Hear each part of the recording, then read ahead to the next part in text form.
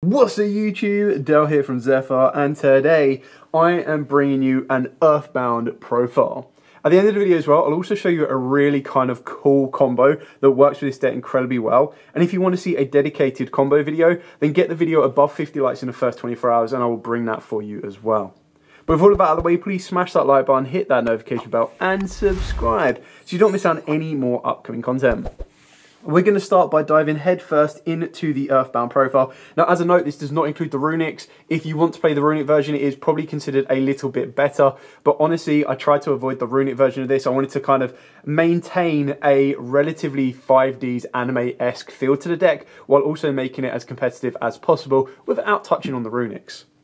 So you start off with 3 of the brand new Prisoner. This is absolutely insane for the deck. So this one is if there is a card in the field zone in general, you get to special summon it from the hand for free. You can only special summon itself once per turn this way, but you do get the ability to discard this card and add a level 3 or lower Fiend tuner from the deck to the hand. So the best thing about this is it can actually be utilized as searchers for resonators, which is why, massive shout out to Joe, he's actually put together a resonator version. So if you want to see that, again, let me know in the comments below. I'll also be more than happy to bring that for you. On top of that, you cannot special summon monsters from the extra deck for the rest of the turn, except fusion or synchro monsters, which is good because the idea of this deck is to not play any links anyway, and you get to utilize the brand new card Harmonic Fusion, which is really, really cool. So, the next one you're going to be playing is the Earthbound Prisoner Groundkeeper. This one is absolutely insane as well. Basically, all the new ones, in my opinion, are insanely cool. So this one's a tuner, is a Fiend, and it is a level 1. If it is normal or special, you get to special summon a level 5 or lower Earthbound monster from the deck or graveyard except itself. And you cannot special summon from the extra deck for the rest of the turn except fusion or synchros. You can only use this effect once per turn. And then, once per turn, Earthbound monsters you control cannot be destroyed by battle or card effect while there is a field card in the zone. Now, the chances are you're not going to be leaving this card on the board, but on those odd occasions that you do, then you're going to be wanting to keep an eye on that effect. We've then, of course, got the Prisoner Linewalker. So this one you only want to play it too, because this is the one you're going to want to special summon from the deck and the grave more times than not. So this is also a tuner, and if it is normal or special, you get to add 1 Earthbound Prison or Harmonic Synchro Fusion. God, the fact that this actually has a card that directly searches that card out is nuts. From the deck or graveyard to the hand. If you control a level 6 or higher Earthbound monster, you can banish this card from the graveyard to target 1 effect monster your opponent controls that was specialed from the extra deck and shuffle that face-out effect monster into the deck. Then your opponent can special summon 1 monster with the same name from their extra deck. You can only use this effect once per turn. It would be kind of cool if that was a quick effect. I don't like the fact that it just lets them special summon again, but it's still kind of a cool bit of spot removal. And then for the 1 Earthbound Immortal, you can play pretty much anyone you want to. Again, like I said, with this deck, it's not really, unfortunately, it's not really designed to help you cheat out the Earthbounds. You still need to get them. There are a couple of cards that will allow you to summon them, but more times than not, they rely on your opponent to destroy them via their own card effects. So it's more so, okay, cool, I'm going to search out an Earthbound Immortal as a threat that if you do clear off this particular monster, I'm then going to be able to summon down the Earthbound. So the one I've gone for in the deck is the Whale.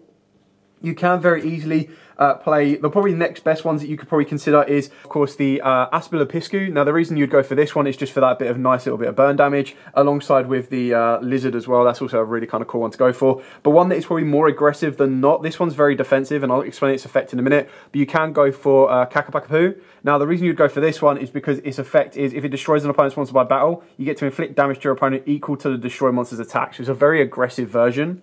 Whereas the Whale is the defensive version that if this card is in defense, in face-up defense on the field, your opponent cannot conduct their battle phase. Now again, when the ways you're going to be able to cheese these out or basically get to them a lot easier is off of your Yugioh Griffin to let you bring it back from the grave, and of course your Yugioh Grasher, which will allow you to pretty much special summon it, but they need to leave the field via an opponent's card effect. So more times than not in modern competitive Yu-Gi-Oh, that's not going to happen. So you can cut this out completely if you want to. It is a 41 card deck, so if you want to get it down to 40, you can do. Moving on to the supporting engines for this. So the first one I've gone with is the Super Quantal Red Layer. Now the reason for this is actually a really kind of cool combo that I'll show you at the end of the video that allows you, and I couldn't like turn down the opportunity to play a Dark World card in this deck. It actually lets you get Grepher, Dragon Overlord of the Dark World, and it also lets you get a Hot Red Dragon Archfiend Abyss on the board, which is really kind of cool. And the way you can do that is you do need a level 5 monster that can summon itself for free. So you can either play a red layer or you can play the Vorse Raider, which is a level 5. I'll try and find the image to put up on the screen so you can see it as well. It came in the movie pack. But the idea is you just basically get to special summon them for free, and then you're going to be building up your board with your synchro plays in order to lead you to the end combo that I'll show you. I'm also playing a Synchron engine, so again, trying to stick within the theme of the 5Ds, which is really nice. Like, we've got a bit of Jack Atlas in here, we've got a bit of Yusei, so I thought it was really kind of cool. So you play the 1 Assault Synchron, the 1 Rev Synchron, and then you play the 1 Starlight Junction, because you can get to search this as a field spell off of some of your cards as well, which is really cool. And the idea is you get to tribute a tuner monster to special summon a Synchro monster from your deck with a different level than the tributed monster, so that gives you access to your Rev Synchro plays and Assault Synchron plays. You could also put in the Stardust level 8 in here as well, because that will allow you to synchro climb even higher. Then for the other field spell we're playing is the 1 Earthbound Prison. So this is another one of the brand new cards that when it's activated you get to target an effect monster your opponent controls. This card gains this effect. While this card is in the field zone, negate the effect of face art effect monsters with the, while it is on the field. So it's a nice little negation if you need to. On top of that as well, is during the main phase you get to normal summon 1 Earthbound monster in addition to your normal summon or set. You can only gain this effect once per turn.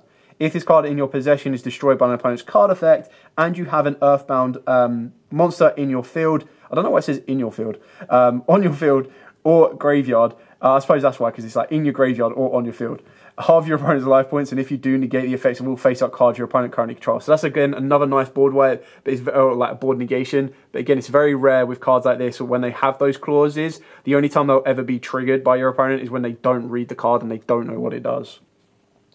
And then also playing the Assault engine, which is the 1 Assault Beast, the 1 Psi Reflector, followed up by the 1 Assault Mode Activate. And the reason for that is you can just manipulate the levels of these cards really, really nicely, which is kind of cool. And it's a card that you can get off of the back of Emergency Teleport. Again, also came in the Red Dragon Archery Instructor deck, which I thought was kind of cool.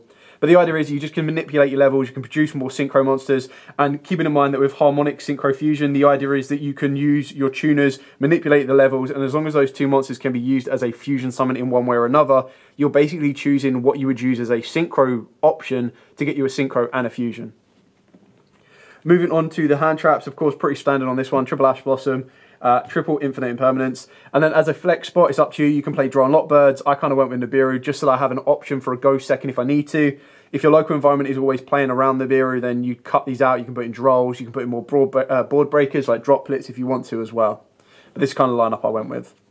For consistency options, I've also gone with Triple Pot of Prosperity. You have a lot of flex spots in the extra deck. I am playing 2 preview. Harmonic Synchro Fusions. Yes, I know you can add it back from the graveyard and everything else, but there are the times when you hard open it that you don't want to search it, you can actually search out something else, or if you're running around with Droll everywhere, again, being able to kind of already hard open it is still really good. So for those of you not familiar with this card, it's probably the most expensive card of the entire like new archetype, and a lot of the Earthbound cores were not including this card, which is very interesting. But an Earthbound core is like 10 quid, and then you pay these, they're like £7 to £5 each, I think I've seen online from some places. So you send 1 tuner and 1 non-tuner from your face-up field to the graveyard to special summon both of the following monsters from the extra deck. 1 synchro monster that can be synchro summoned using just those 2 monsters in the graveyard as material, and a fusion monster that can be fusion summoned using those 2 monsters in the graveyard as material. You cannot special summon from the extra deck the turn you activate this effect except fusion or synchros, which is again why you're also limiting yourself to only playing synchros and fusions. Now the reason it says those cards in the graveyard, it doesn't banish them from the graveyard, it just says that using those cards as material, you need to be able to make sure that you can legally make the synchro monster and legally make the fusion monster that you are attempting to make. Then as another Ghost second deterrent, we are playing 2 Triple Tactic Talents. If you don't have these, again, like I said, board breakers can very easily come in here. Again, you're probably looking at stuff like Droplets is probably the most ideal one, but you should be able to get playsets of these from the back of the Rarity Collection set as well. I've then got one for one. Of course, the idea behind this is to get to your level 1 Earthbound because we know how important that card is. Followed up by the 1 Call by the Grave and an instant fusion just because you want to protect yourself from hand traps where at all possible, and being able to add out a Millenniumize Restrict. Yes, you're not going to be using it as synchro material, link material, but you will be able to sometimes use it as a level 1 if you want to climb higher. And then we've got the 1 Foolish Burial because there are those times when you want to put your Earthbound Immortal from the deck to the graveyard, and then that's when you can cheese it out with some of your extra deck monsters. So that's it for the main deck, as I very poorly scrape them all to one side. Moving on to the extra deck.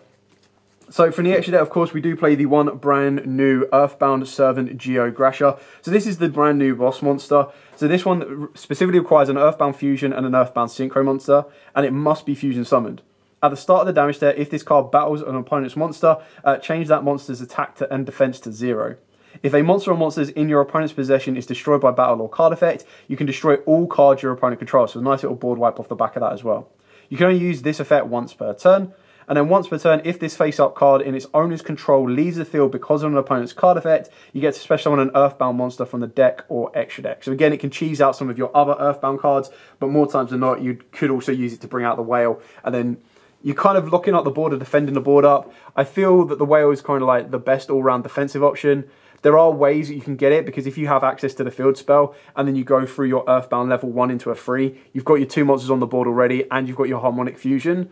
But the idea is that you will not be using, or technically you just search out the Earthbound field spell, and then you attribute both of those off, and then you have to put the whale in defense. But that's the issue, is you can't get the whale in defense that way, it has to go into attack. So there's a lot of things you need to consider with this, which is why having an Earthbound Immortal in the main deck is a little bit tricky, and you are going out your way to make that play effective as possible, but they are still really good.